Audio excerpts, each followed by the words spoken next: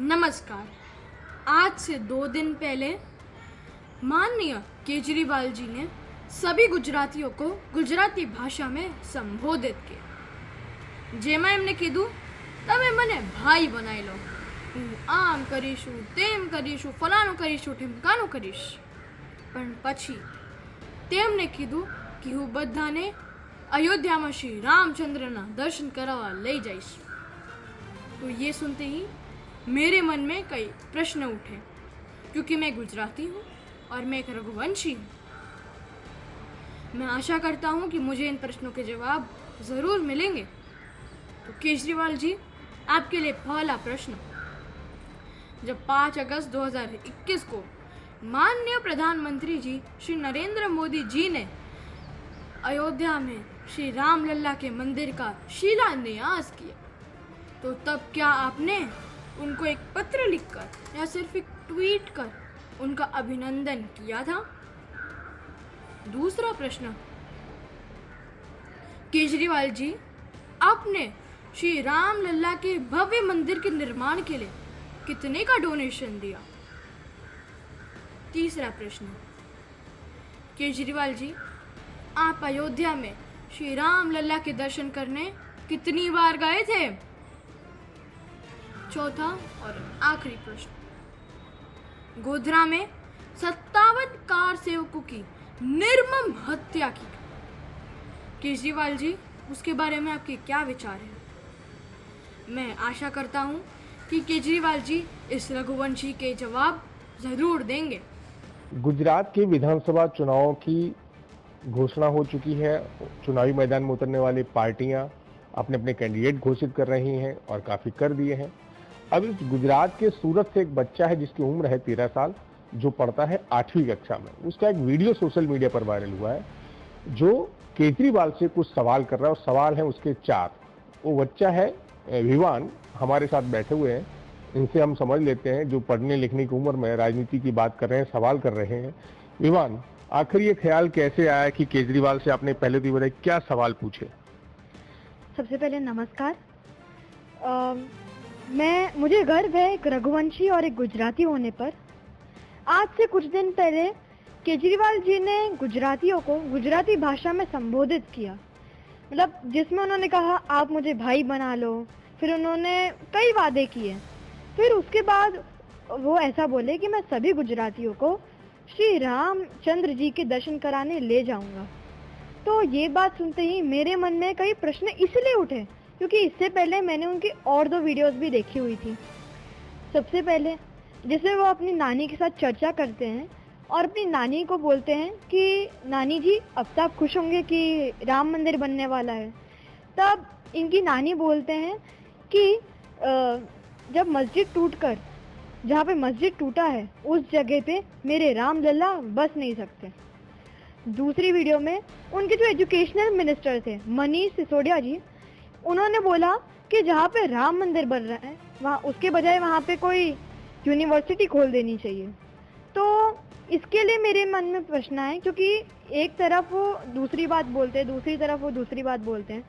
तो इसलिए मैंने उनसे सिर्फ 4 सिंपल सवाल पूछे. सबसे पहला कि जब 5 अगस्त 2021 को माननीय प्रधानमंत्री जी श्री नरेंद्र मोदी जी ने रामचंद्र जी के भव्य मंदिर का शिलान्यास किया, तब क्या केजरीवाल जी ने उनको एक पत्र लिखकर या सिर्फ एक ट्वीट करके उनका अभिनंदन व्यक्त किया था? दूसरा प्रश्न, जहां वो सभी गुजरातियों को अयोध्या ले जाने की बात करते हैं, तो वो खुद अयोध्या कितनी बार गए हैं? तीसरा प्रश्न ये था कि उन्होंने रामचंद्र जी के भव्य मंदिर के निर्माण के लिए डोनेशन स्वरूप कितना योगदान दिया? चौथा प्रश्न कि गोधरा में 57 कार सेवकों की निर्मम हत्या की गई, उसके बारे में उनके क्या विचार हैं? और एक और सवाल मेरे मन में आ रहा है, 5वां सवाल, कि वो अब सभी गुजरातियों को लेके जाने वाले हैं अयोध्या, जैसा उन्होंने बोला, तो उनकी नानी के इसके बारे में क्या विचार है? तो इन बातों की वजह से मेरे मन में ये प्रश्न आए थे. तो फिर आपने इसका वीडियो बनाया और सोशल मीडिया पे कहाँ पोस्ट किया, क्योंकि आप बहुत वायरल हो गया ये वीडियो? तो हमने इसको ट्विटर पर, फेसबुक पर और यूट्यूब पे पोस्ट किया था। अच्छा, ये ख्याल कहाँ से आया आपको, क्योंकि गुजरात में विधानसभा चुनाव अभी चल ही रहे हैं मान लीजिए, तो ख्याल कैसे आया कि इस तरह के वीडियो बनाकर सवाल केजरीवाल से किए जाएं? क्या वजह रही इसके पीछे सवाल करने की? तो मैं जब मेरी पढ़ाई ख़त्म हो जाती है और मेरे पास आधा एक घंटा बचता है, तब मैं वर्ल्ड अफेयर्स, करंट अफेयर्स और न्यूज़ चैनल देखकर अपने वक्त का सदुपयोग करता हूँ, जिससे मुझे देश की कई सारी खबरों के बारे में पता रहता है। तो इसी तरह मैंने देखा कि केजरीवाल जी कई एक जगह दूसरी बात बोल रहे हैं, कुछ और दूसरी जगह बोल रहे हैं, तो इसलिए मेरे मन में यह प्रश्न उठे थे। अच्छा, ऐसे तो आपको राजनीति का ज्यादा ज्ञान नहीं होगा मेरे समझ से, सारा बहुत कुछ ज्ञान है, कितना राजनीति का ज्ञान है?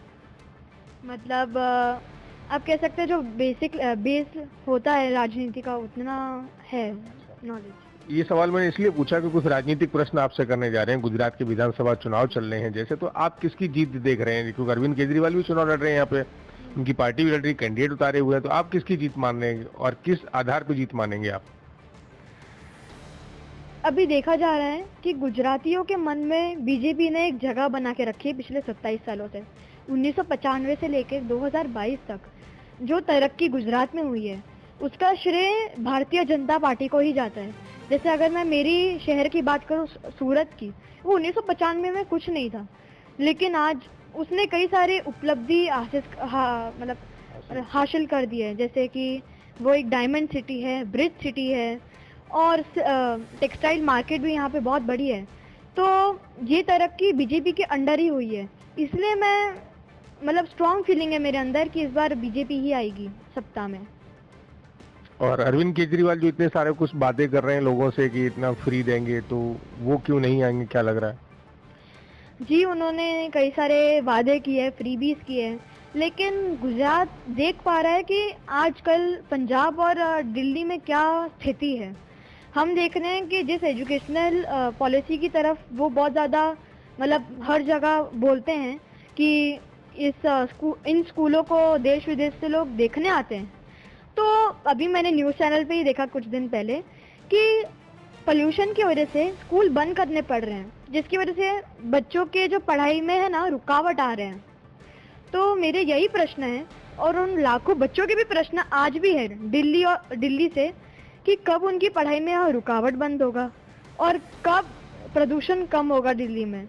और गुजरात देख पा रहा है कि जिस तरह से अभी फास्टेस्ट ग्रोइंग सिटी भी सूरत बन चुका है और जो तरक्की गुजरात ने हासिल की है बीजेपी के अंडर, वो और किसी पार्टी के अंदर हासिल नहीं कर सकता।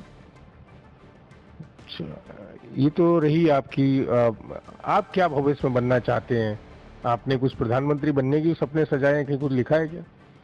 जी, मेरा ये ड्रीम है कि मैं बड़े होके भारत का प्रधानमंत्री बनूं और मैं चाहता हूं कि इस बार एक ऐसी पार्टी आए जो सच्ची में गुजरात की तरक्की में एक बड़ा योगदान दे। तो प्रधानमंत्री बनने की बात आपने कहीं सोशल मंच पे भी आपके कहीं लिखी है? आपका यूट्यूब चैनल भी चलाते हैं आप तो? जी, मैंने सोशल मंच पे तो नहीं कहा है, लेकिन मैं अभी उसकी तैयारी भी कर रहा हूँ। जैसे अभी जो बेसिक नॉलेज होती है देश के बारे में, करंट अफेयर्स, वर्ल्ड अफेयर्स के बारे में, वो मैं रखता हूँ, जो आजकल के बच्चों को नहीं है, जो गलत बात है। मेरे हिसाब से जो हमारे देश में क्या हो रहा है उसकी जानकारी हर एक बच्चे को होनी चाहिए, लेकिन आज नहीं है। तो राजनीति में आना आपका सपना है, प्रधानमंत्री बनना आपका सपना। राजनीति में क्या अच्छा लगता है आपको कि राजनीति जाने चाहिए? लोग आजकल का युवा पीढ़ी तो और बच्चे तो खासकर राजनीति से दूर रहना चाहते हैं। आपको क्या ऐसा लगा कि राजनीति में जाना चाहिए? जी, अगर हम किसी भी प्रोफेशन को देखें तो आप ज़्यादा से ज़्यादा कितने लोगों की ज़िंदगी बदल सकते हैं, हज़ारों, लाखों।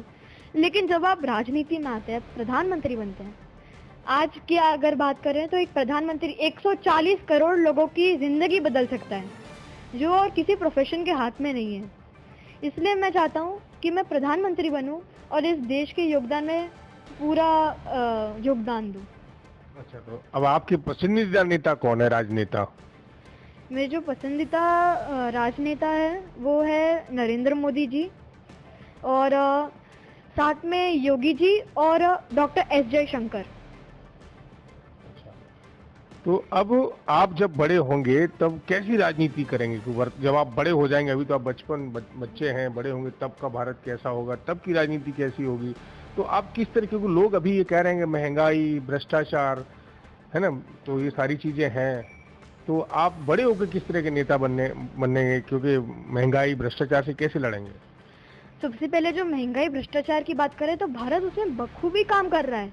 अभी आप फॉरेन के नेशंस में देखें तो आईएमएफ ने भी प्रिडिक्ट किया है कि अगले साल 2023 में कोई भी देश सिवाय भारत के 5% से ऊपर ग्रोथ नहीं करने वाला है।